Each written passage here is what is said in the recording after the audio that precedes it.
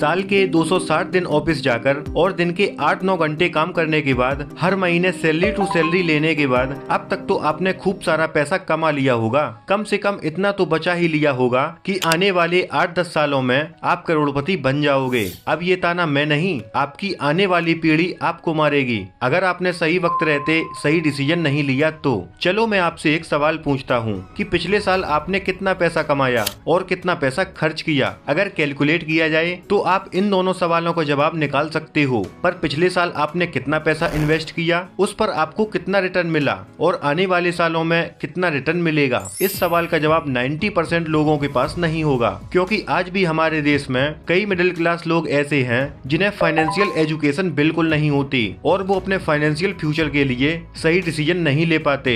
आज भी बहुत से लोगों को ये नहीं पता कि एक छोटा सा इन्वेस्टमेंट डिसीजन 15-20 साल बाद आपकी जिंदगी पूरी तरह बदल सकता है। बट इन्वेस्टमेंट का मतलब ये नहीं है कि जो भी ऑप्शन मिले उसमें पूरा पैसा लगा दो, बल्कि स्ट्रेटेजिक इन्वेस्टमेंट वही है जो आपको और आपकी आने वाली पीढ़ियों को फाइनेंशियली सिक्योर कर पाए। मान लो इन्वेस्टमेंट करने के लिए आपके पास 3 रास्ते हैं, जिनमें से एक रास्ता ऐसा है जो आने वाले कुछ सालों में आपको करोड़ों कमा कर देगा और 2 रास्ते ऐसे हैं जो 20 साल बाद भी आपको 1 करोड़ बनाकर नहीं देंगे। यानी सही रास्ता चूज किया तो कुछ ही सालों में आप फाइनेंशियली फ्रीडम अचीव कर पाओगे। बिल्कुल ऐसे ही 3 रास्ते थे सुनील, अमर और मीरा के सामने, और वो 3 रास्ते थे लमसम, नॉर्मल एसआईपी और मॉडिफाइड एसआईपी। सुनील, अमन और मीरा तीनों ने एक ही कॉलेज से ग्रेजुएशन कंप्लीट की और तीनों का एक ही कंपनी में प्लेसमेंट हुआ। इसीलिए तीनों दोस्तों का सैलरी पैकेज भी बिल्कुल सेम ही था। पर 20 सालों के बाद तीनों का फाइनेंशियल स्टेटस बिल्कुल अलग था। इनमें से मीरा ने लमसम का रास्ता चूज किया, सुनील ने नॉर्मल एसआईपी की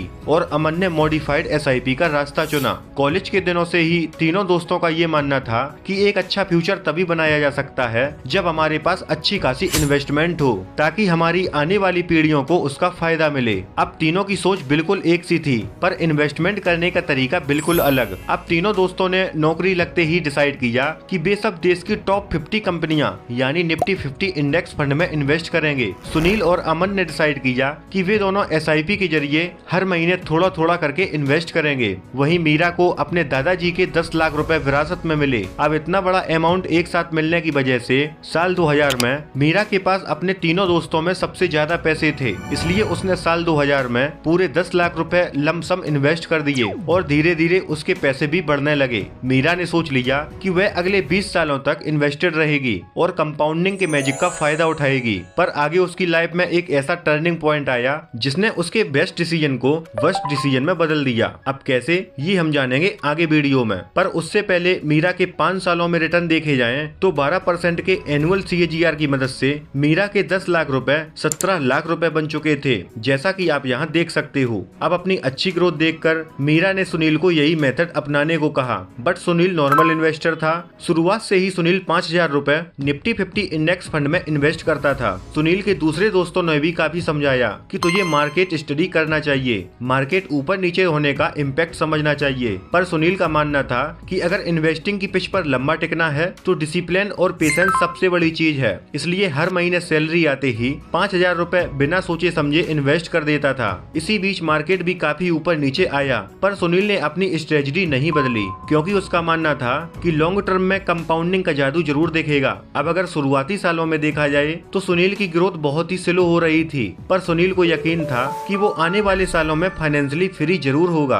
अब सुनील ने अमन को बताया कि भाई तू भी मेरी तरह नॉर्मल एसआईपी शुरू कर, तेरा पैसा हमेशा सेफ रहेगा। पर अमन नॉर्मल एसआईपी से भी बेहतर रिटर्न चाहता था, इसलिए उसने चुना मॉडिफाइड एसआईपी। ये एक ऐसा मार्केट टेक्निक है जो कहता है कि मार्केट के नीचे जाने पर और भी ज्यादा इन्वेस्ट करो और जब मार्केट पीक पर चल रहा हो तब थोड़ा कम इन्वेस्ट करो, जिससे आपका पैसा वक्त के साथ साथ कंपाउंड होने में मदद करता है। इस मेथड में आप छोटे से अमाउंट से एसआईपी स्टार्ट कर सकते हो और जब आपको लगता है कि मार्केट अपने पीक से 10 या 15% डाउन हो गई है तब आपको उसमें और भी ज्यादा इन्वेस्ट करना होगा। और फ्यूचर में यदि आप चाहो तो इस एसआईपी को रोक भी सकते हो, फिर भी आपका पैसा कंपाउंड होता रहेगा। बट इस मेथड के लिए आपको मार्केट की डीप नॉलेज होनी चाहिए और इसलिए अमन हर हफ्ते मार्केट एनालिसिस जरूर करता था। अमन ने 5000 रुपए पर मंथ एसआईपी से अपनी जर्नी स्टार्ट की थी और जिस भी साल उसे लगता कि मार्केट 10-15% नीचे आ गई है तो वो अपना एसआईपी अमाउंट बढ़ा देता था। वो 5000 रुपए की जगह 10 या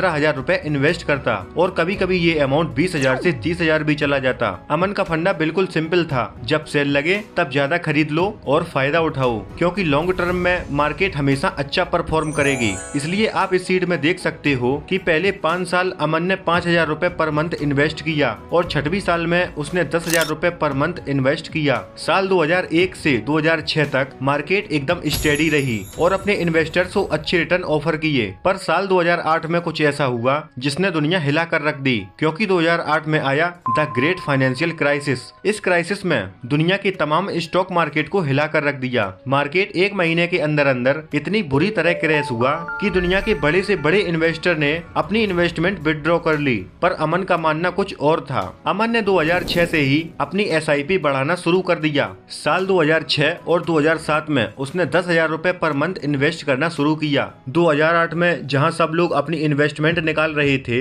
वहीं अमन और भी ज्यादा इन्वेस्ट करता रहा। अमन का मानना था कि अगर मार्केट नीचे आए तो ज्यादा इन्वेस्ट करेंगे और जब मार्केट रिकवर होगा तो ये पैसे उतने ही बढ़ते चले जाएंगे। अब अमन निफ्टी 50 इंडेक्स फंड में 9 लाख रुपए इन्वेस्ट कर चुका था। इसके बाद उसने डिसाइड किया कि वो इन्वेस्टमेंट रोक देगा, क्योंकि अगले साल यानी 2009 में उसकी शादी होने वाली थी और जिम्मेदारियां भी बढ़ने वाली थी। तो उसने सोचा कि हर महीने 20,000 रुपए सेव किए जाएं और इन्वेस्ट किए हुए पैसों को कंपाउंड होने के लिए छोड़ दिया जाए। दिसंबर 2009 को अमन की शादी हुई और तीनों दोस्त एक बार फिर मिले। मीरा ने दोनों से पूछा कि कैसी चल रही है तुम्हारी इन्वेस्टमेंट की जर्नी। इस पर सुनील ने बताया कि अभी तक 5,000 रुपए की SIP से 5,40,000 रुपए इन्वेस्ट कर चुका हूँ। फिर अमन ने बताया कि 2008 तक टोटल 9 लाख रुपए इन्वेस्ट करने के बाद हमने अपना इन्वेस्टमेंट बंद कर दिया और जितने भी यूनिट्स मिले थे उन्हें कंपाउंड होने के लिए छोड़ दिया। ये सुनकर मीरा और सुनील शॉक्ड रह गए, क्योंकि उन तीनों में सबसे अच्छा एनालिसिस और माइंडफुल इन्वेस्टमेंट अमन ही करता था। तब सुनील ने मीरा से भी पूछा कि तुम बताओ, तुमने तो एक साल 10 लाख रुपए इन्वेस्ट किए थे, अब तक तुम्हारा पोर्टफोलियो कितना हो गया? इस पर मीरा ने बताया कि इसी साल 2009 में उसने अपनी सारी इन्वेस्टमेंट विथड्रॉ कर ली, क्योंकि 2008 में आई मार्केट क्रैश में मेरा पोर्टफोलियो तेजी से गिर रहा था। मीरा की बात सुनकर सुनील और अमन हैरान हो गए, क्योंकि शुरुआत में सबसे ज्यादा इन्वेस्टमेंट मीरा ने ही किया था। अमन ने मीरा को समझाया कि तुम्हें ऐसा नहीं करना चाहिए, मार्केट कुछ समय में वापस रिकवर हो जाएगी। पर मीरा अमन से सहमत नहीं थी और यहीं पर उनका डिस्कशन खत्म हो जाता है और तीनों लोग पार्टी एंजॉय करने लगते हैं। फिर 20 साल बाद तीनों दोस्त फिर से मिलने का प्लान बनाते हैं। मीरा ने सबको एक कॉफी शॉप पर इनवाइट किया। मीरा अब एक मदर थी और एक MNC कंपनी में सीनियर पोजीशन पर जॉब कर रही थी। सुनील भी सेटल हो चुका था और अब 1.5 लाख रुपए पर महीना कमा रहा था। पर जैसे ही अमन ने एंट्री मारी, सुनील और मीरा उसे देखते ही रह गए। अमन एक बड़ी सी गाड़ी से उतरा, हाथ में महंगी घड़ी पहनकर उन दोनों के सामने आया। अमन को देखकर सुनील ने पूछा, भाई क्या बात है, कहीं लॉटरी वोटरी लग गई क्या? तब अमन ने मुस्कुराते हुए बताया, नहीं भाई, ऐसा कुछ नहीं है, मैं अपनी खुद की मार्केट एजेंसी चलाता हूँ। मेरी इन्वेस्टमेंट ने मुझे अर्ली रिटायरमेंट और बिजनेस शुरू करने का एक मौका दिया। और जब अमन ने अपना पोर्टफोलियो दिखाया तब मीरा और सुनील देखते रह गए, क्योंकि 20 साल बाद उसकी पोर्टफोलियो की टोटल वैल्यू 1,25,00,000 रुपए हो चुकी थी। क्योंकि मॉडिफाइड SIP करने की वजह से अमन को 14% का रिटर्न मिला और इसीलिए अमन के 9 लाख रुपए की इन्वेस्टमेंट अब 1.25 करोड़ रुपए बन चुके थे। अब अमन सुनील से पूछता है कि तुम कितना इन्वेस्ट कर चुके हो? इस पर सुनील ने अपना पोर्टफोलियो दिखाया, जो कि आप यहाँ देख सकते हो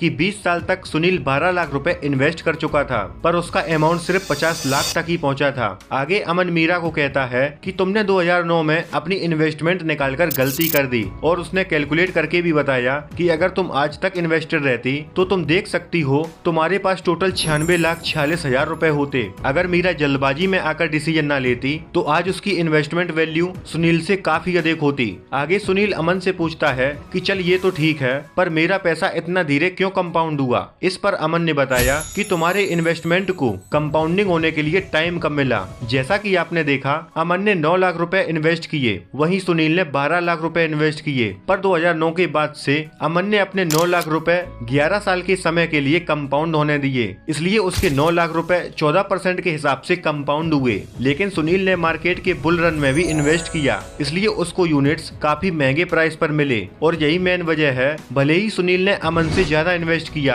पर कम टाइम मिलने की वजह से सुनील का पोर्टफोलियो अमाउंट अमन के पोर्टफोलियो अमाउंट से काफी कम रहा, क्योंकि उसका पैसा धीरे धीरे इन्वेस्ट हुआ और जो पैसा लेट इन्वेस्ट हुआ उसको ग्रोथ होने के लिए कम समय मिला, जबकि अमन के 9 लाख रुपए को कंपाउंड होने के लिए पूरे 11 साल का समय मिला। तो दोस्तों, आपने यहाँ देख ही लिया कि तीनों में कौन सी स्ट्रेटजी सबसे बेस्ट रही। तीनों स्ट्रेटजी का अगर कंपेरिजन किया जाए तो मॉडिफाइड SIP ने सबसे अच्छे रिटर्न दिए, पर अगर मीरा ने भी अपना इन्वेस्टमेंट जारी रखा होता तो भी वो आज अमन के बराबर खड़ी होती, लेकिन गलत टाइमिंग और पैनिक की वजह से मीरा ने अपना पोर्टफोलियो खाली कर दिया, जिसकी वजह से उसे कंपाउंडिंग का बेनिफिट नहीं मिला और सुनील ने अपनी SIP में कोई भी चेंजेस या मॉडिफिकेशन नहीं किए, जिस वजह से वो 12 लाख रुपए इन्वेस्ट करने के बावजूद भी 1 करोड़ रुपए नहीं बना पाया। वहीं अमन ने वक्त रहते डिसीजन लिया और मार्केट डिप में ज्यादा यूनिट्स खरीदे और अपने 9 लाख रुपए की इन्वेस्टमेंट को कंपाउंड होने के लिए छोड़ दिया, जो 11 साल बाद 1 करोड़ 25 लाख रुपए बन गए थे।